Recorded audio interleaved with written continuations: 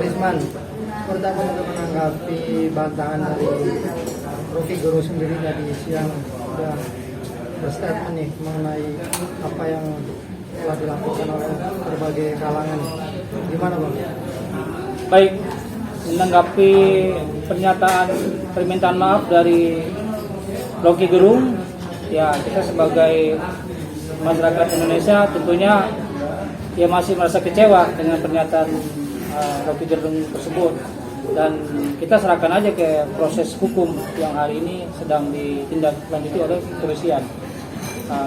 Dan saya perlu mengapresiasi juga pada Bapak abang kita, Bang Habibur Rahman, Wakil Ketua Komisi 3 DPR RI dari Gerindra, di mana ya Gerindra sendiri mengawal kasus ini dari awal, dan saat ini sudah ada kurang lebih 13 LP yang ditarik ke Barreskrim Mabes Polri seluruh Indonesia. Artinya ini persoalan yang sangat menjadi perhatian publik, dan sudah beberapa elit juga di istana mengecam pernyataan daripada Rocky Gerung.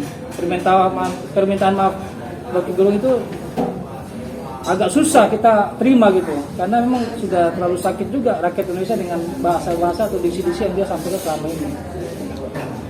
Jadi kami berharap di Mabes Polri yang hari ini kami dapat informasi bahwa sudah 13 LP dari seluruh Indonesia yang diambil alih, dan kita berharap Rocky Gerung segera dipanggil dan diperiksa, dan kalau bisa ya dipenjara.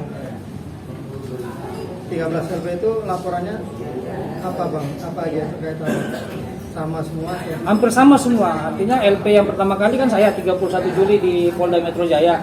Habis itu diikuti teman-teman yang lain, ada seluruh Indonesia lah. Ada dari Polda, ada dari Polres juga. Dikumpulkan tadi informasinya kurang lebih 13 LP. 13 LP yang terkumpul, dan mudah-mudahan ini bisa cepat, gerak cepatnya kepolisian. Saya mengapresiasi juga kepolisian hari ini gerak cepat terkait dengan isunya yang sudah sangat menjadi perhatian. Semoga Rocky Gerung segera dipanggil. Artinya permintaan maaf Rocky Gerung nggak menggugurkan dari relawan untuk lanjut laporkan itu, Bang?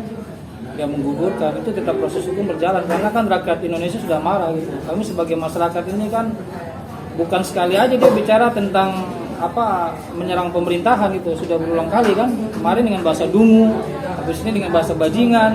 Ya kan, ini kalau dibiarkan kan demokrasi kita bisa hancur ini dengan satu orang. Akhirnya apa? Nanti kan kalau nggak ada tindak hukum, ini akan berefek kepada yang lain-lain. Orang menganggap bahwa ini presiden kita ya dihina aja selama ini. Ini kan nggak bagus juga bagi proses demokrasi kita yang harus kita mengedepankan adat dan budaya kan.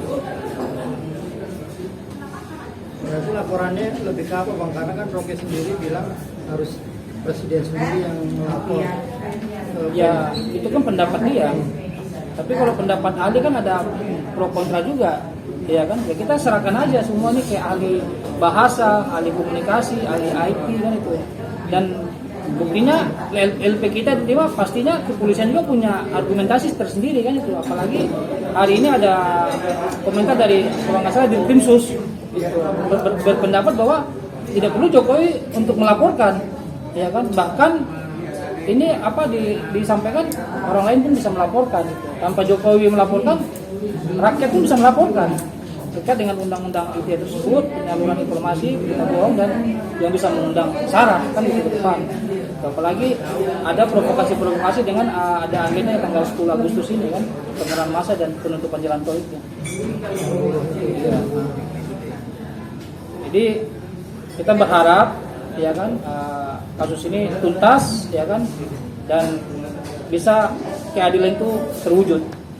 Selama ini kan dia kebal hukum. Nah, ini kali ini harus ada efek jerah. Tapi aku melihat Rocky sendiri kok dia bisa berani melakukan hal itu? Ada titipan atau orang di belakang dia ada orang hebat juga atau gimana Bang lihatnya?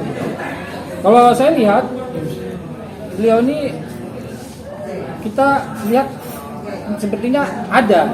Kalau saya melihat itu di belakangnya Rocky Gerung ini ada sosok yang ya kita harus ya telusuri juga kan itu. Sepertinya Rocky Gerung ini kebal hukum selama ini dan tidak pernah diproses, dengan beberapa kali dia masuk di pengadilan juga kan itu. Hanya tetap bebas.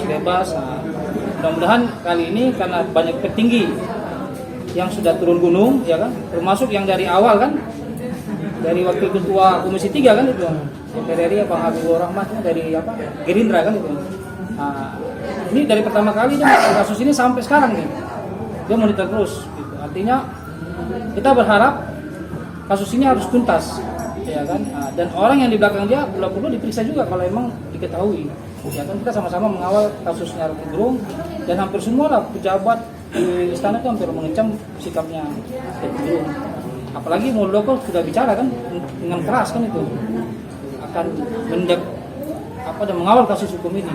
Apa yang dikhawatirkan apabila kasus ini tidak berjalan nih Bang, mungkin dampaknya buat masyarakat ada luas pada umumnya? Ya, kalau kasus ini nggak ditindaklanjuti, ini kan menjadi presiden buruk bagi kita punya berdemokrasi. Artinya kalau ini nggak ditindaklanjuti, orang akan menganggap presiden kita tinggal lagi aja presiden setiap saat, toh juga nggak di proses hukum, ya kan? Ini kan akan berdampak kepada buruknya demokrasi bangsa Indonesia. Kita nggak boleh adopsi demokrasi Amerika ke demokrasi ke bangsa Indonesia. Karena kita kan punya adab dan budaya bangsa Indonesia Timur kan, tutur kata. Mengkritik boleh, tapi kalau mengkritik itu sudah melalui penyerangan individu kepada pemerintahan dengan luar tidak melihat daripada budaya, sudah lewat batas, ini nggak boleh ditolerir kembali. Jelas aja. Atas kejadian ini banyak daerah yang protes untuk Rocky Gerung, ya kan? Dan kampus-kampus yang dia kunjungi bahkan ditolak, ditutup, ya kan? Dia mau kemana pun sekarang ruang geraknya sempit, makanya dia minta maaf kan, karena ruang gerak dia sudah sempit kan. Presiden ini kan punya masa, punya pengikut itu, pasti pengikut Jokowi pasti marah juga dengan sikapnya Rocky Gerung. Jangan Rocky Gerung menganggap Jokowi itu sendiri. Jokowi itu kan punya rakyat Indonesia dan punya pengikut yang setia untuk mengawal bangsa ini. Padahal Jokowi selama ini baik. Coba apa? Jokowi turun ke jalan, sapa masyarakat, bersalaman, ya kan? Presiden mana lagi yang begitu seperti Jokowi, yang dekat sama rakyat, ya kan? Terus dibilang bahasa-bahasa yang tidak beretika yang disampaikan oleh Rocky Gerung. Ini kan jadi masalah, iya kan? Dan saya lihat kasus ini saat ini tiba-tiba Rocky Gerung punya foto yang foto tersebar sama Prabowo, tiba-tiba 2 hari ini ramai kan dikonsumsi publik. Padahal itu foto lama. Itu seolah-olah dia mau berlindung kali ya di belakangnya Prabowo. Padahal nggak ada hubungan Prabowo sama Rocky Gerung, nggak ada sama sekali. Ini ada oknum-oknum aja yang memainkan supaya kesan mau renggangkan hubungan Prabowo sama Jokowi yang lagi harmonis, lagi baik. Saya rasa begitu.